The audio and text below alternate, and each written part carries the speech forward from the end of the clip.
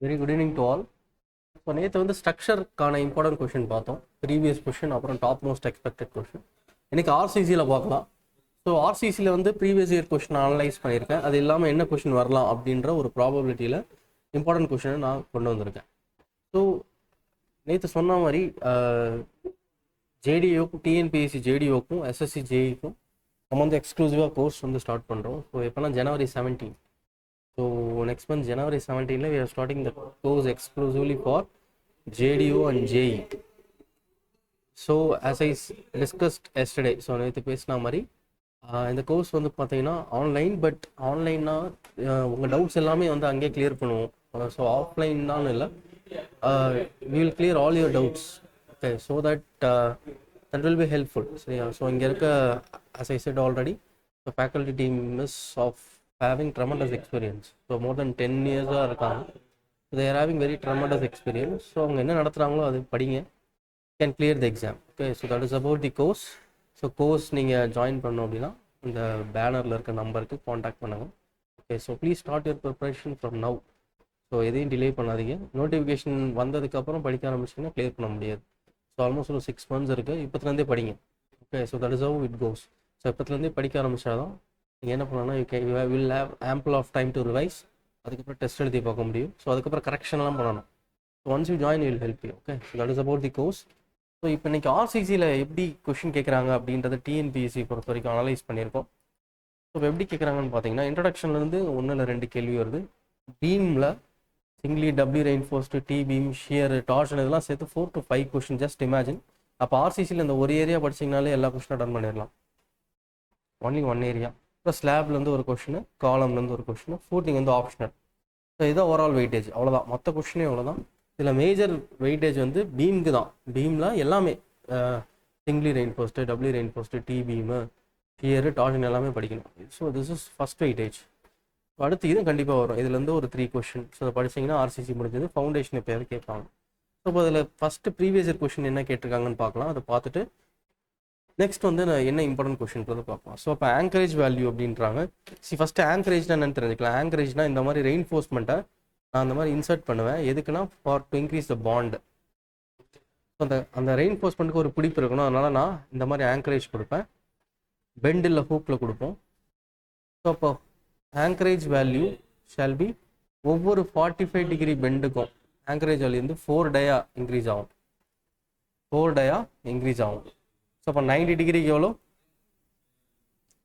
2 45 degree, அப்போ 8 டயா. கரெக்டா? So அப்போ ஸ்டாண்டர்ட் யூ டைப்னா standard U type. So standard U type இங்கே என்ன கேட்குறாங்க? ஸ்டாண்டர்ட் 90 டிகிரி பெண்டுக்கு ஆங்கரேஜ் வேல்யூ என்ன? ஸோ ஸ்டாண்டர்ட் 90 டிகிரி பெண்டுக்கு 245, அப்போ 8 டைம்ஸ் டயா. மேக்ஸிமம் எவ்வளோ இருக்கலாம்? மேக்ஸிமம் வேல்யூ 16 டைம்ஸ் டயாமீட்டர் இருக்கலாம். மேக்ஸிமம் வேல்யூஸ் சப்ஜெக்டட் டு அதுதான் கொடுத்துருக்காங்க. ஒவ்வொரு 45 டிகிரிக்கும் 4 times dia, maximum 16 times dia இருக்கலாம். 5 times diameter of bar with maximum 16 times diameter of bar, option A. So இந்த ஆங்கரிங்கில் நிறையா கான்செப்ட் இருக்குது. இது வந்து பார்த்தீங்கன்னா ஆங்கரிங் இன் டென்ஷன். அப்போ ஆங்கரிங் இன் கம்ப்ரெஷனுக்கு வந்து ஏதாவது நம்ம ப்ரொவைட் பண்ணணும்னா தேவை கிடையாது. So no provision for anchoring in compression. இது ஷியர் ரெயின்ஃபோர்ஸ்மெண்ட்டுக்கு பண்ணணும். ஸ்டிரப் பாரை வந்து 90 டிகிரி பெண்ட் பண்ணுவேன். எவ்வளோதானா ஓன் டயாமீட்டருக்கு. அப்படி இல்லைன்னா length at least 8 times the bar diameter. அப்படி இல்லை பார் வந்து 135 பண்ணுறேன் அப்படின்னா அட்லீஸ்ட் 6 டைம்ஸ் தி பார் டயா. பார் வந்து 180 பண்ணுறேன் அப்படின்னா continue for the length at least 4 times the bar dia. இது வந்து ஷியர் ரெயின்ஃபோர்ஸ்மெண்ட் ஆங்கரேஜ். நெக்ஸ்ட் வந்து பெண்ட் அப் பாருக்கு இருக்குது அப்படின்னா டென்ஷன் ஜோனில் எண்ட் ஆஃப் ஸ்லோப்லேருந்து இன்க்ளைன் போர்ஷன், கம்ப்ரெஷன் ஜோனில் from mid depth of beam. So அதெல்லாம் டைப்ஸ் ஆஃப் ஆங்கரேஜ் ஒவ்வொரு கேஸில் பார்த்துக்கோங்க. நெக்ஸ்ட் ஸோ இப்போ டெப்த் ஆஃப் நியூட்ரல் ஆக்சஸ் வந்து எங்கே இருக்கும் அப்படின்னு கேட்குறாங்க. Depth of rectangular portion. இதுதான் வந்து stress strain diagram for as per limit state method. So அப்போ இதுதான் வந்து ரெக்டாங்குலர் போர்ஷன். ஸோ அப்போ ரெக்டாங்குலர் போர்ஷன் எவ்வளோ தூரத்துக்கு இருக்கும் அப்படின்னா 3/7 XU, that is equal to 0.43 XU. அப்போ ரெக்டாங்குலர் ஸ்ட்ரெஸ் பிளாக் வந்து 0.43 XUன்ற ஹைட்டுக்கு வந்து இருக்கும். பேரபோலிக் வந்து 0. கீழே இருக்கிறது பேரபோலிக்காக இருக்குது ஸ்ட்ரெஸ் 0.57 XU. ஸோ இப்போ ஸ்ட்ரெயின் வந்து பார்த்தீங்கன்னா மேக்ஸிமம் பெண்டிங் கம்ப்ரெஷன் வந்து 0.0035. strain in steel வந்து greater than 0.002 plus 0.8587 Fy by ES. So compressive stress வந்து 0.45 FCK, resultant compressive ஃபுல்லாக 0.36 FCK into XU. So resultant compressive force எங்கே ஆக்ட் ஆகும்னா டாப்ல இருந்து 0.42 XU ஆக்ட் ஆகும். அப்போ லிவராம் வந்து D minus 0.42 XU. அப்போ design compressive strength of concrete வந்து 0.45 FCK. இதுக்குள்ள ஒவ்வொரு டெரிவேஷன் இருக்குது, ஆல்மோஸ்ட் ஒரு 1 hour டெரிவேஷன். இதை டெரைவ் பண்ணி ஸ்கிராச்ல இருந்து கொண்டு வரணும். சிஜி கண்டுபிடிக்கணும், சிஜி ஃபார் ஃபோர்ஸ் கண்டுபிடிக்கணும். ஓகே, ஸோ இதெல்லாம் வந்து wheel try to cover in RCC. Okay, derive பண்ணணும் அதெல்லாம். ஸோ இப்போ கம்ப்ரசிவ் ஃபோர்ஸ் வந்து 0.36 FCK BXU. இந்த ஃபோர்ஸ் எங்கே ஆக்ட் ஆகும்? மேலே இருந்து 0.42 XU. Maximum strain in concrete top fibre வந்து 0.0035. சரி, இந்த மொத்த ஏரியா ஆஃப் ஸ்ட்ரெஸ் பிளாக் என்ன? Rectangle plus area of parabola, அது எவ்வளோ? 0.36 FCK into XU. So next question, model adopted for shear reinforcement. Shear reinforcement வந்து எதுக்கு தரும் அப்படின்னா, ஃபர்ஸ்ட் கான்செப்ட் புரிஞ்சுக்கோங்க. Let's understand the concept behind the shear reinforcement.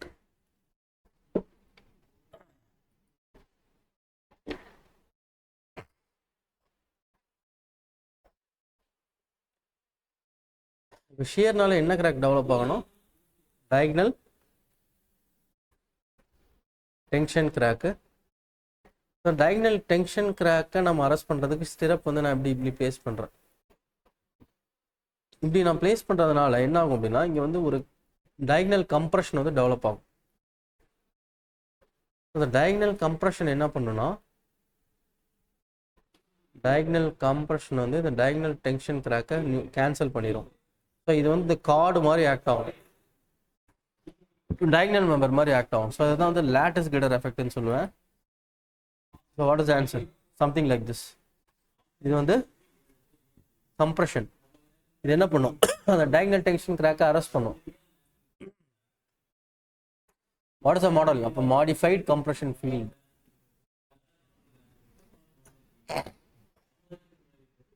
Partial safety factor for dead load and wind load for limit state of collapse when stability against overloading is critical. அப்படின்னா dead லோடும் live லோடும் வந்துச்சுன்னா 1.5 + 1.5. Dead load win load இருக்குன்னா 1.5 1.5 மூணுமே இருக்கு. Dead load live load wind லோட்னா 1.2 dead load + 1.2 live load + 1.2 wind load. இது வந்து limit state of கொலாப்ஸ்க்கு. இதே ஒரு வேளை ரிவர்சல் ஆஃப் ஸ்ட்ரெஸ் இருக்கு, எர்த்குவேக் இருக்கு அப்படின்னா 0.9 times dead load + 1.5 times live load. இது வந்து கொலாப்ஸ்க்கு. இதே சர்வீசபிலிட்டின்னு வைங்களேன், டெட்டும் லைவ்னா கோஎஃபிஷியன்ட் 1, டெட் லோடும் வின் லோடுனா 1. இல்லை 3 காம்பினேஷன் இருக்குன்னா 1 times dead load + 0.8 times live load + 0.8 times wind load. Okay, so இதுதான் வந்து அந்த product. So what is answer? C. C is the correct answer. கரெக்டா? Next,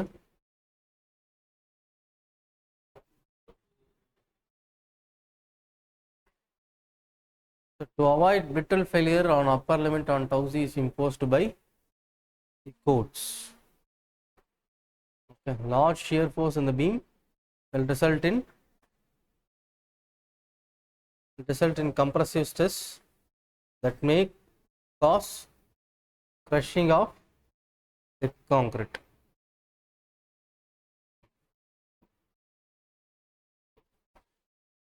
Crushing of thick concrete. See,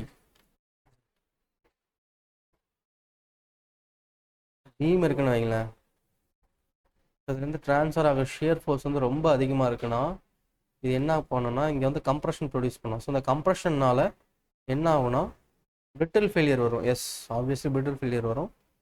so அதனால தான் வந்து டவுசியை வந்து கோட் வந்து லிமிட் பண்ணியிருக்கு. இது ரீசன், ஸ்டேட்மெண்ட்டும் கரெக்ட், அதுக்கான ரீசனும் correct. Option A is correct.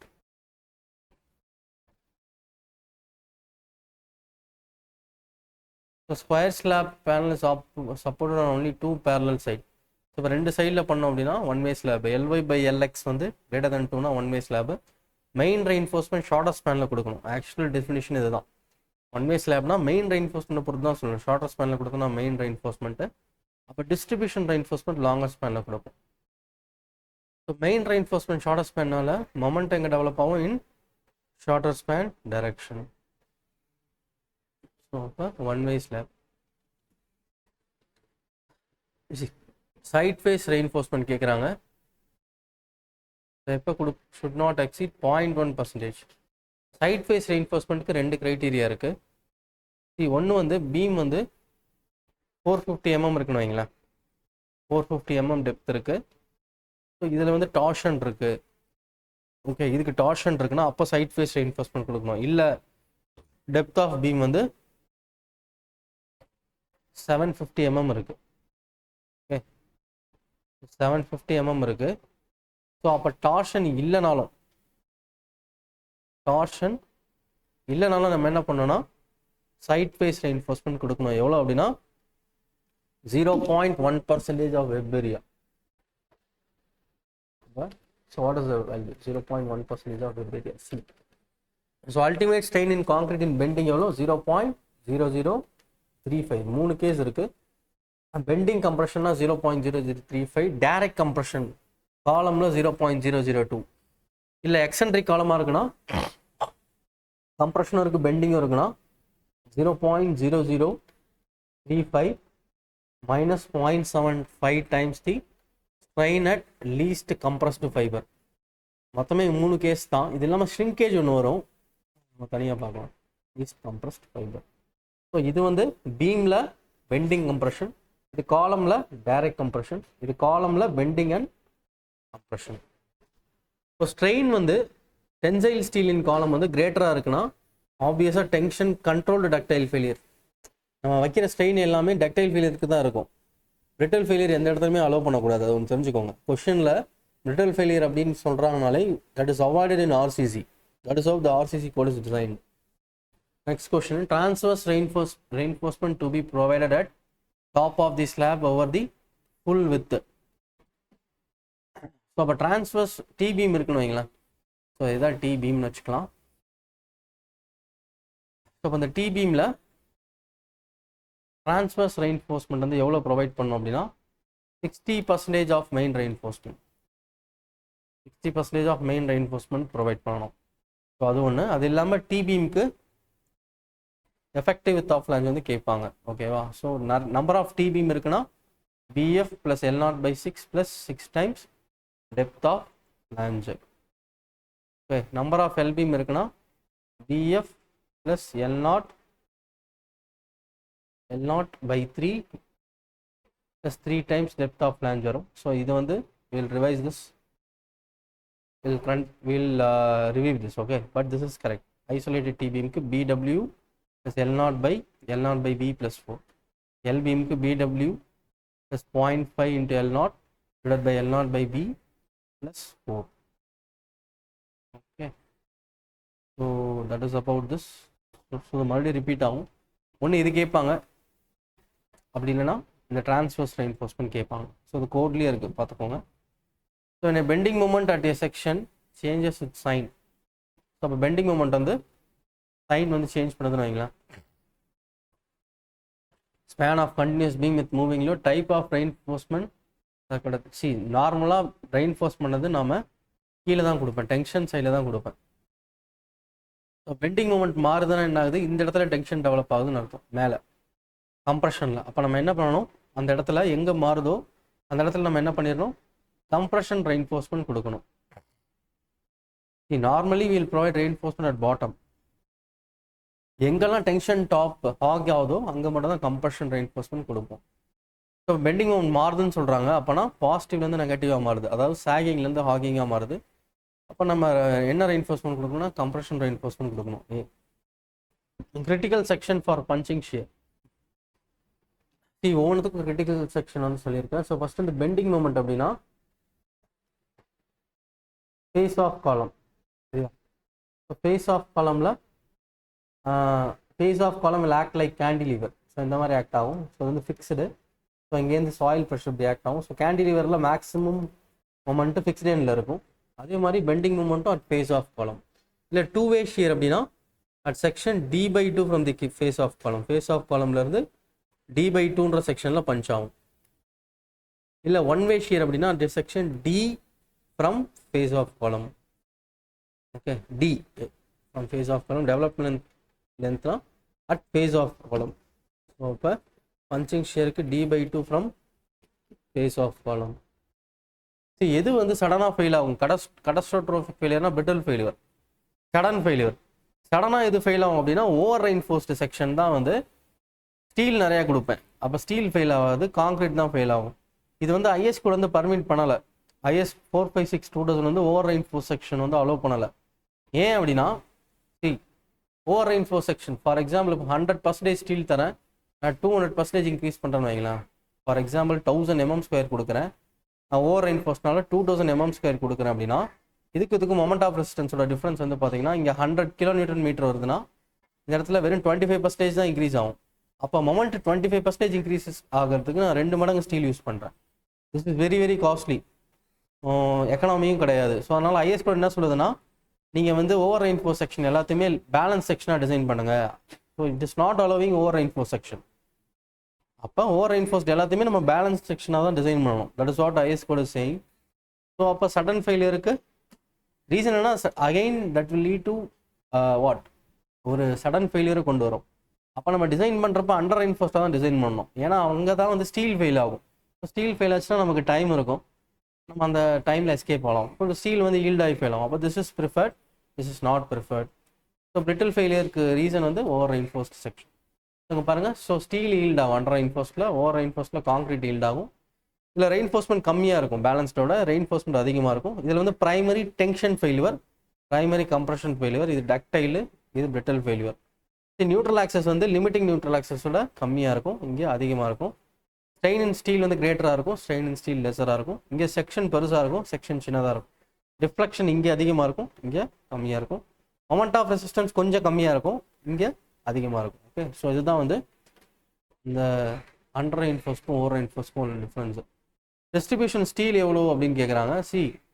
Minimum percentage வந்து 2 க்ரைட்டீரியா இருக்குது. ஒருவேளை நீங்கள் மைல்ட் ஸ்டீல் யூஸ் பண்ணுறீங்கன்னா 0.15% ஆஃப் ஏரியா, இல்லை HYSD பார் யூஸ் பண்ணுறீங்கன்னா 0.12% ஆஃப் ஏரியா. இந்த மினிமம் ரெயின்ஃபோர்ஸ்மெண்ட் எதுக்கு ஐஎஸ் கோட் கொடுக்க சொல்கிறாங்க அப்படின்னா டெம்பரேச்சர், ஷ்ரிங்கேஜ், க்ரீப். ஷ்ரிங்கேஜ்னா அந்த காங்கிரீட் வந்து என்ன ஆகும்னா வாட்டர் வந்து வெளியில் போயிட்டே இருக்கும் இந்த டெம்பரேச்சர் மாறுறதுனால. இப்போ க்ரீப்ன்றது நீங்கள் கண்டினியூஸாக லோட் கொடுக்கறதுனால அந்த ஸ்ட்ரக்சரோட எஃபிஷியன்சி குறையும். ஸோ இந்த டெம்பரேச்சர் இதெல்லாம் நம்ம அக்காமடேட் பண்ணுறது தான் இந்த மினிமம் ரெயின்ஃபோர்ஸ்மெண்ட் கொடுக்குறோம். அது இல்லாமல் கிராக்கிங். மேக்ஸிமம் ரெயின்ஃபோர்ஸ்மெண்ட் எவ்வளோ அப்படின்னா 1 to 2%. Restricted to 1 to 2%. இதே காலமில் வந்து பாருங்கள் minimum 0.8% of area, maximum 6% of area. பீமில் வந்து பாருங்கள் மினிமம் ரெயின்ஃபோர்ஸ்மெண்ட் வந்து 0.85 into F5 by BD. Okay, 0.85 into F5 by BD. Maximum reinforcement 4%. ஏதாவது ஒன்று கேட்பாங்க, மினிமம் மேக்ஸிமம் ரெயின்ஃபோர்ஸ்மெண்ட் கண்டிப்பாக கொஸ்டின் வரும் ஏயில். ஸோ அப்போ 0.0012 BD. Critical section for shear simply supported beam a D from face of column. Face of support இருந்து D ல act ஆகும். critical section for shear. Multi story building சொல்றாங்க. அப்போ corner காலம் இருக்கு, இந்த கார்னர் காலம்ல ஆக்சியல் லோட் இருக்கும். ஆக்சியல் லோட் இல்லாமல் ஆப்வியஸாக காலம் எல்லாமே எக்ஸென்ட்ரிக். அப்போ எக்ஸென்ட்ரிக்னா இது Pன்னு வைங்களேன், இது EY, இது EX. அப்போ P into EX will produce a moment and P into EY will produce a moment. அப்போ axial load with biaxial bending C. Multi story பில்டிங்கில் 2 டைரக்ஷன், இங்கேருந்து மூமெண்ட் ட்ரான்ஸ்ஃபர் ஆகும், இங்கேருந்து மூமெண்ட் ட்ரான்ஸ்ஃபர் ஆகும். அது இல்லாமல் axial load. ஸோ அப்போ axial load with biaxial bending. Next question. In continuous beam under reversal of stress there will be negative moment near the midspan and positive moment near the support. ஜென்ரலாக continuous பீமில் எப்படி இருக்கும் அப்படின்னா மிட்ஸ்பேன் கிட்ட positive மூமெண்ட்டும் support கிட்ட negative மூமெண்ட்டும் இருக்கும். ஆனால் இந்த இடத்துல என்ன ஆகுதுன்னு சொல்கிறாங்கன்னா ரிவர்சல் ஆகுதுன்னு சொல்கிறாங்க. ரிவர்சல்னா ஒன்று அந்த இடத்துல எர்த்குவேக் வரலாம், இல்லை இம்பேக்ட் லோட் இருக்கலாம். ஸோ அப்போ இம்பேக்ட் லோட்னால ரிவர்சல் ஆஃப் ஸ்ட்ரெஸ்னால என்ன ஆகிடுதுன்னா மிட்ஸ்பேனில் நெகட்டிவாகவும் சப்போர்ட்டில் பாசிட்டிவாக மாறி போயிடுது. இது correct, statement 1 correct. TB may be utilized near support and should not be considered near midspan while designing continuous beam under reversal of stress. So இப்போ statement வந்து correct, reason கரெக்டாக பார்க்கலாம்.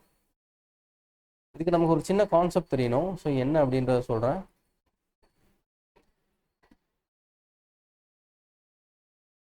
First டிபீம்னு நான் தெரிஞ்சுக்கலாம். டிபீம் பிஹேவியர் பற்றி தெரியணும். ஸோ இப்போ டிபீம்னு வைங்களேன், இதுதான் டிபீம், இது ஃப்ளாஞ்சு, கீழே இருக்கிறது வெப் பார்ட், இது வந்து வெப். இப்போ டிபீம் ஃப்ளாஞ்ச் பார்ட் வந்து கம்ப்ரெஷன் எடுத்துக்கும், வெப் வந்து டென்ஷன் எடுத்துக்கும். இப்படி இருந்தால் தான் அதை டிபீம்னு சொல்லுவேன். Okay, so this is known as T beam. Sir pass பண்ணுங்க.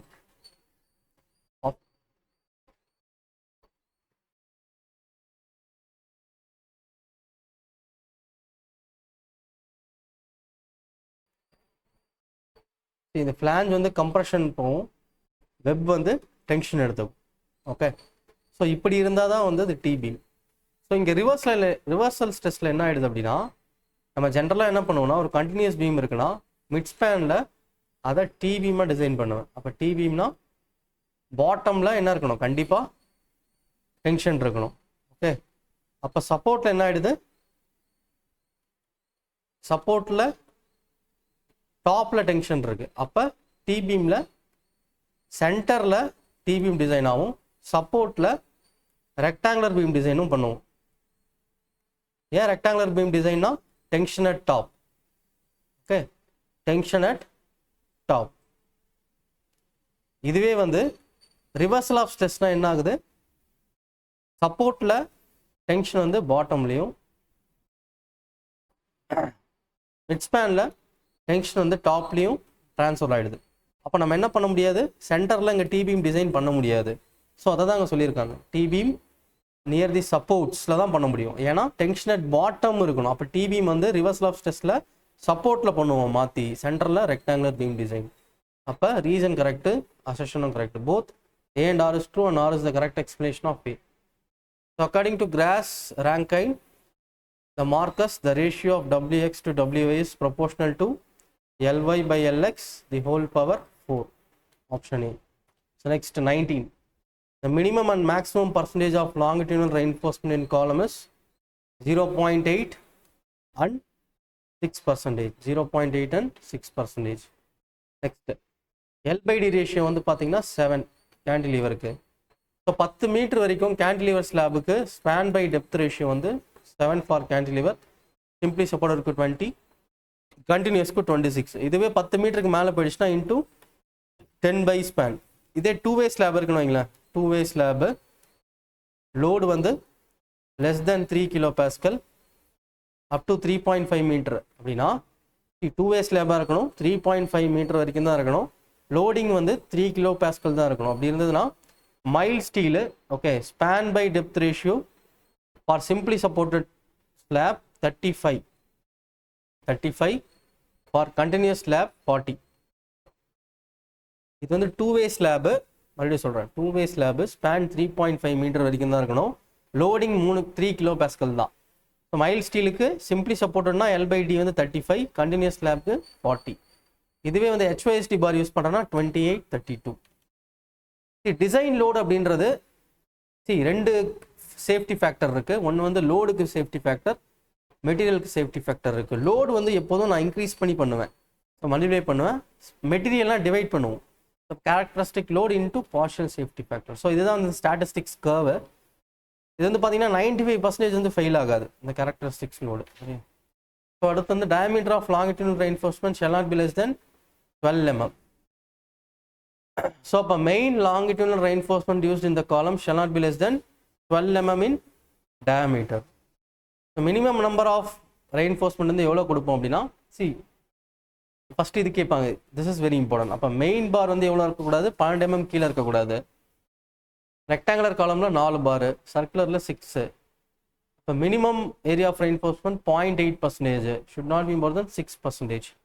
Okay, reinforced column having helical reinforcement வந்து at least 6 times longitudinal reinforcement.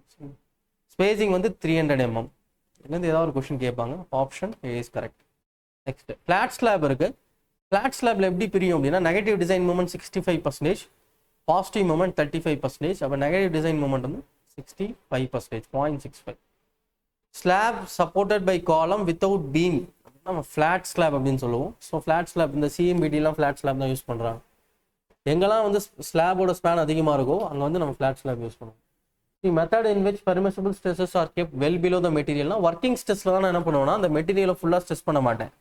Limit ஸ்டேட்டில் அதோட கெப்பாசிட்டியை ஓரளவுக்கு யூஸ் பண்ண ட்ரை பண்ணுவோம். ஸோ அப்போ அதை ஃபுல் ஸ்ட்ரெஸ் ஆகலை அப்படின்னா என்ன ஆகும், செக்ஷன் பெருசாகும். ஸோ பெர்மிசிபிள் ஸ்ட்ரெஸ் வந்து எங்கே கம்மி பண்ணுறோன்னா இன் ஒர்க்கிங் ஸ்ட்ரெஸ் பாம்பு.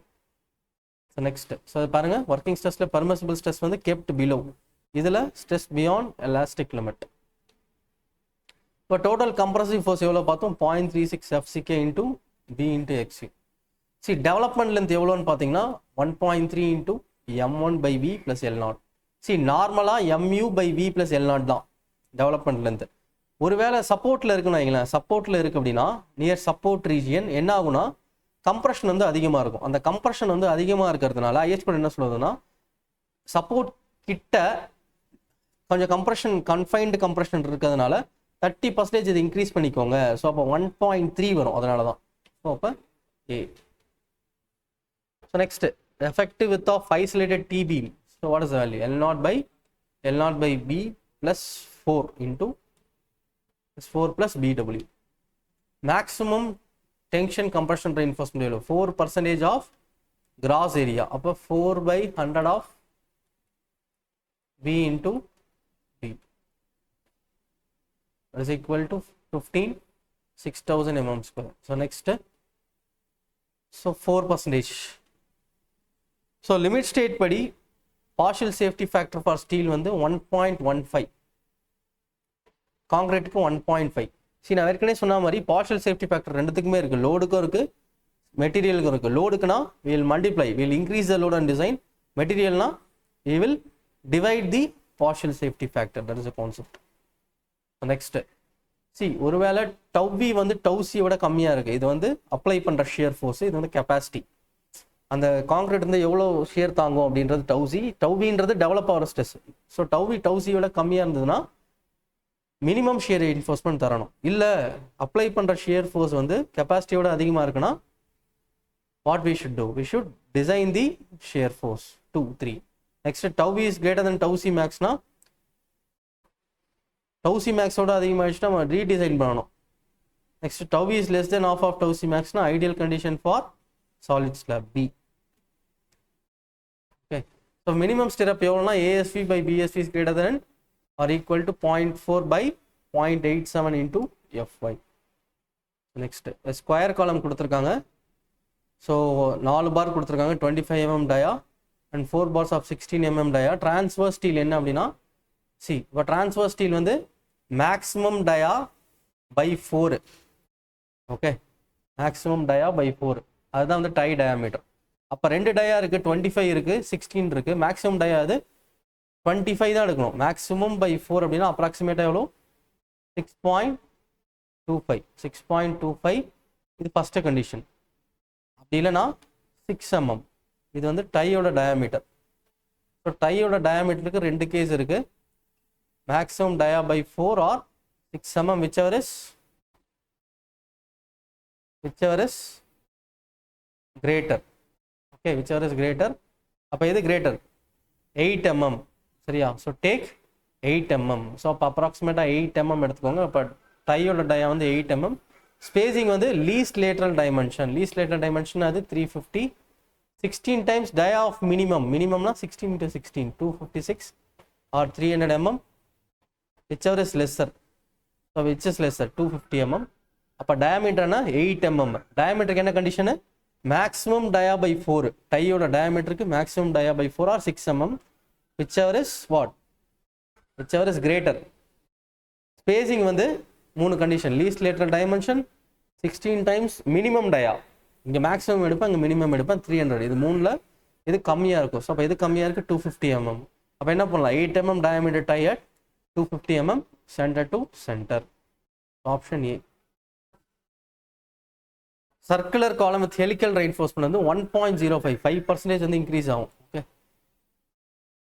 5% இன்க்ரீஸ் ஆகும். இது நார்மல் காலம். நெக்ஸ்ட் கம்பைன்டு ஃபூட்டிங்கில் ரெயின்ஃபோர்ஸ்மெண்ட் எங்கே வைக்கணும்னு கேட்குறாங்க. கம்பைன்ட் ஃபூட்டிங்கில் ரெயின்ஃபோர்ஸ்மெண்ட்டை பாட்டம் ஃபேஸில் சாகிங் பெண்டிங் மூமெண்ட்க்கும் அகைன் டாப் ஃபேஸில் ஆகிங் பெண்டிங் மூமெண்ட்க்கும் வைப்போம். So both A and B. So next வந்து டெப்த் ஆஃப் ஃபூட்டிங் கவர்ன் பண்ணுறது maximum bending moment, shear force, punching shear. So அப்போ 1, 2 and 3 மூணுமே வரும், 3 க்ரைட்டீரியா வரும். ஸோ IS 456-2000 படி டிசைன் ஆஃப் ஃபூட்டிங்கில் bearing pressure on loaded area shall not exceed permissible bearing stress. So square root of A1 by A2 but not greater than 2. So IS 456 என்ன சொல்லுதுன்னா square root of A1 by A2 இருக்கலாம், but 2 விட அதிகமாக இருக்கக்கூடாது. So Bombay is the correct answer. இப்போ 2 individual footing வந்து க்ளோஸாக இருக்குது அப்படின்னா அதை நம்ம என்ன பண்ணணும்னா we should go for combined footing. சரியா, ஃபூட்டிங் பக்கத்தில் இருக்கலாம், கம்பைன்ட் ஃபூட்டிங் போயிடணும். அப்புறம் option A. Number of columns constructed in இயர் ரோவில் பண்ணோம் அப்படின்னா strip footing. Strip footing is the correct answer. Combined footing for 2 column carrying unequal load. So unequal load carry பண்ணுது, இந்த மாதிரி டிஃப்ரெண்ட்டாக இருக்குன்னா மேக்ஸிமம் ஹாகிங் மூமெண்ட் எங்கே நடக்கும்னா ஷியர் ஃபோர்ஸ் எங்கே 0வாக இருக்கோ அந்த இடத்துல தான் மேக்ஸிமம் ஹாகிங் மூமெண்ட் நடக்கும். ஸோ அப்போ section subjected to 0 shear force. இந்த கொஸ்டின் கேட்கலாம், இம்பார்ட்டன்ட், கேட்டதில்லை. நெக்ஸ்ட் இந்த கொஸ்டின் எத்தனை தடவை கேட்டிருக்காங்க பாருங்க, எத்தனை எக்ஸாமில், almost 10 to 12 exam. So minimum grade of concrete வந்து ஆர்சிசியில் எவ்வளோ யூஸ் பண்ணலாம் அப்படின்னா M20. Okay, so very important, M20 தான் நம்ம மினிமம் யூஸ் பண்ணணும். அடுத்து இப்போ நாமினல் கவர் வந்து எதுக்கு கொடுக்குறோம் அப்படின்னு பார்த்தீங்கன்னா ஷியர் ரெசிஸ்டன்ஸ்க்கும் அதுக்கும் சம்மந்தம் இல்லை, கொரோஷனை ப்ரிவென்ட் பண்ண, protect reinforcement again fire, development sufficient bond strength. அப்போ 1, 3, 4. 28-day compressive strength cube to standard cylinder இருக்கும் எவ்வளோ இருக்கும் அப்படின்னு பார்த்தீங்கன்னா 1/0.8. இப்போ 1.25 இருக்கும். சிலிண்டர் வந்து 0.8 times the strength of cube. இப்போ 1.25. எர்த்குவேக் ரெசிஸ்டன்ட் டிசைனுக்கு நம்ம என்ன இது யூஸ் பண்ணுவோம் அப்படின்னா IS 1893 Part 1, IS 3370 water tank. So அப்போ நமக்கு IS 1893 2016 Part 1.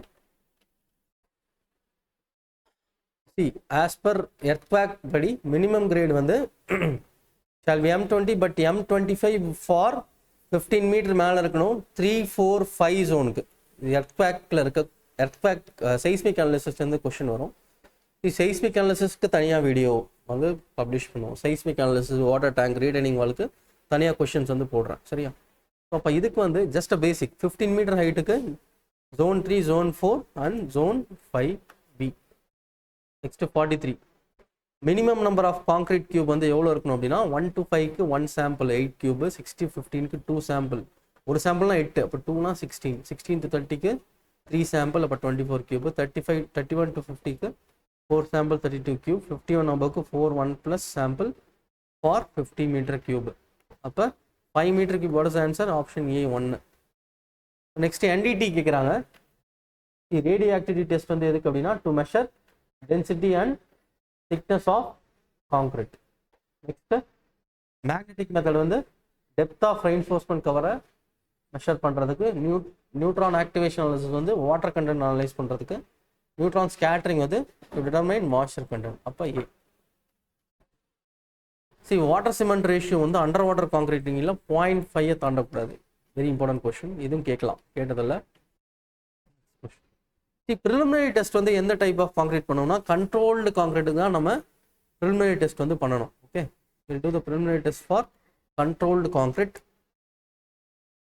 IS கோட் படி கோல்ட் வெதர் கான்கிரீட்டிங்கிறத என்ன சொல்லணும் அப்படின்னா 5 டிகிரி செல்சியஸ்க்கு கீழே இருந்ததுன்னா below 5 degree Celsius. Next minimum clear cover வந்து எவ்வளோ அப்படின்னா ஸ்லாபுக்கு 20, பீமுக்கு 25, காலமுக்கு 40, வாட்டர் டேங்க்கு 45, ஃபவுண்டேஷனுக்கு 50. Okay, so what is the answer? 20, 25, 40 and 50. So characteristic strength அப்படின்றது நம்ம கியூப் ஸ்ட்ரென்த் தான் எடுப்போம். டோன்ட் கன்ஃபியூஸ், சிலிண்டர் ஸ்ட்ரென்த் எடுக்க மாட்டேன். IS கோடை பொறுத்த வரைக்கும் கியூப் ஸ்ட்ரென்த் தான் எடுப்பேன், Bombay. Okay, so cube strength after 28 days. So beam design in LSM நான் ஏற்கனவே சொல்லியிருக்கேன், LSMல நல்லா ஸ்ட்ரெஸ் பண்ணுவேன். அப்போ செக்ஷன்ஸ் டெப்த் வந்து கம்மியாக இருக்கும், பட் ரெயின்ஃபோர்ஸ்மெண்ட் அதிகமாக இருக்கும். So option C is correct. So இப்போ இதில் ஆர்சிசி மட்டும் தான் பார்த்துருக்கோம். ஸோ இந்த ரீட்டைனிங் வாலு, அப்புறம் இந்த வேறு என்ன இருக்குது, வாட்டர் டேங்க், சைஸ்மிக் அனாலிசிஸ்க்குலாம் தனியாக வந்து இம்பார்ட்டன்ட் கொஷின் வந்து டிஸ்கஸ் பண்ணுறோம். Okay, so more possible number of question. So as I said already, AE நல்லா எழுதுங்க. அதே சமயத்தில் நெக்ஸ்ட் என்ன எக்ஸாம்ஸ் வருது அப்படின்றத பாருங்கள். ஓகே, ஸோ ஜேடி வந்து எஸ்பெஷலி ஃபார் டிப்ளமோ கேண்டிடேட்ஸ், டிப்ளமோவும் எழுதலாம், TNPSC JDO as well as SSC JE. So start your preparation now. And நீங்கள் ஜாயின் பண்ணணும் அப்படின்னா you can call us at the contact number given in the L banner. சரியா? So course எப்போ start பண்ணுறோன்னா January 17 start பண்ணுறோம். So almost ஒரு 6 hours class இருக்கும். Okay, so every thing will be covered. GS, reasoning, technical எல்லாமே cover பண்ணுவோம். Okay, including the test series as well as material. Okay, so if you want to join, please contact us. So நாளைக்கு ஒரு நல்ல வீடியோவில் பார்க்கலாம். So tomorrow I will come with some other topics with some other important question. Thank you.